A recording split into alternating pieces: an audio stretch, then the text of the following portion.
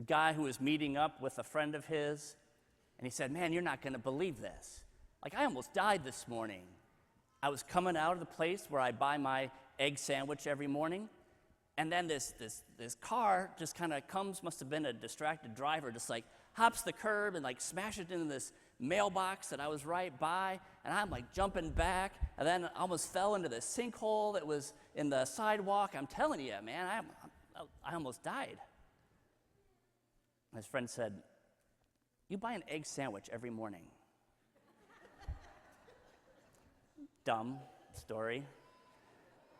But I like it because it's a good kind of reminder of sometimes we're just not focused on the right things and what's really most important. And we see that in our readings today, which are very convicting. You know, sometimes our readings need a lot of explanation. I think these are ones that I don't know really do, but the message, I think, is one that we're called to have really sink in. So we have the first reading from the prophet Amos, and he's going to tell the rich elites up in the capital city that they're not living right. There's nothing wrong, of course, with eating and sleeping and music, but that was like their focus. And their life was all about the best of all of those things. So they did not have a focus on really the world around them because they were just caught up in their own kind of world. It kind of reminded me, I don't know, like Downton Abbey, of which I've seen only 2 episodes. But a friend of mine who's familiar with that genre verified that, yeah, their whole life is just kind of, their day is all about getting ready to dress up and have a nice dinner. But Amos is trying to tell him, like, you don't even recognize, like, your whole world is about to come crashing down. You know, people from another land were going to swoop in and take over their land, and they would be the first to be sent into exile. That's what it means when the line, they have no concern for the ill of the collapse of Joseph. That's referencing the downfall of the kingdom that's about to happen. And they didn't recognize it because they were just kind of living the high life. Then we have, of course, the parable of the rich man and Lazarus. So the rich man, too, again, like good food, good clothes, all those kind of things. But there was this man whose name he knew that was right there by his door. Like maybe he had to step over him or around him on the way in and out. And it's not that the rich man did anything bad to Lazarus. He didn't call him names. He didn't spit on him. He didn't kick him. He just didn't do anything. You know, he was just kind of oblivious to the fact that there was this sick man, poor man right there who he knew at his door. So again, his focus was not where it should have been, on the needs of the person right there in front of him. This guy who is blessed in so many ways. Because Jesus is telling this parable to the Pharisees, a religious group that was sort of famous for not focusing on the right things, on being kind of caught up in their own practices, however maybe good they might have been, but at the expense of helping anybody. So that call today to reshift our focus.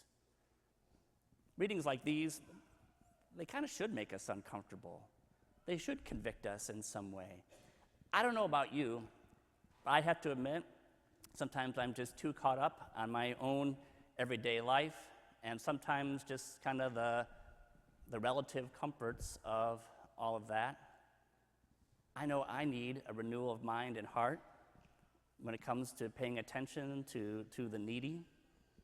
Actually, at our pastoral council meeting on Thursday, when we went around with prayer intentions, that's what I asked them to pray for me for. Of course, so many people here in our parish do so many great things for those in need. Not only all of you who contribute to that St. Vincent de Paul Society to help our neighbors in need, but the members of the St. Vincent de Paul Society who work with folks to try to help them in some way, also give them some spiritual support. We get more and more and more calls for St. Vincent de Paul every week. We know so many of you donate food to the Perrysburg Christians United, to the Helping Hands of St. Louis, clothes like we had a couple weeks ago. And actually, parishioners go down to Helping Hands to help serve meals to the guests there. Others work at the Seagate Food Bank, so many great things.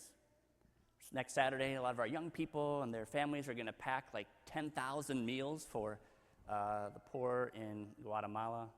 We have parishioners who bring communion to those in the hospital and those at home.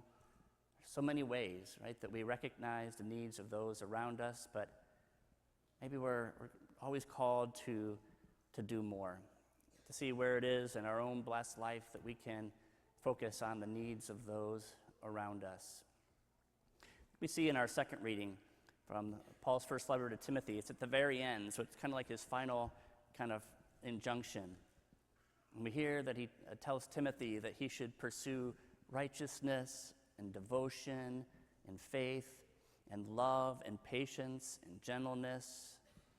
So I kind of see that as the call to just live out that great commandment to love God and love our neighbor.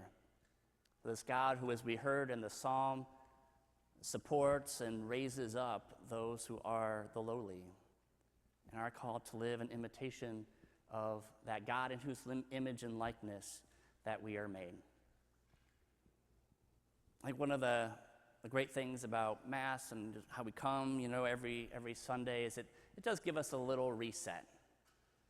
That we come and maybe recognize that in that call to love God and neighbor that maybe we haven't done the best that we could in the week before. And so that's why we start out with a penitential act right away. Lord, have mercy. Christ, have mercy. Lord, have mercy.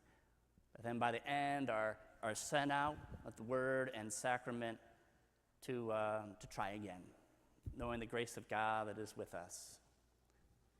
So as we encounter Christ here in the Mass today, maybe let's pray for that grace to have a renewed awareness, a renewed vision, a renewed focus on the needs of those around us, and to have that grace to be able to do what we can to meet them.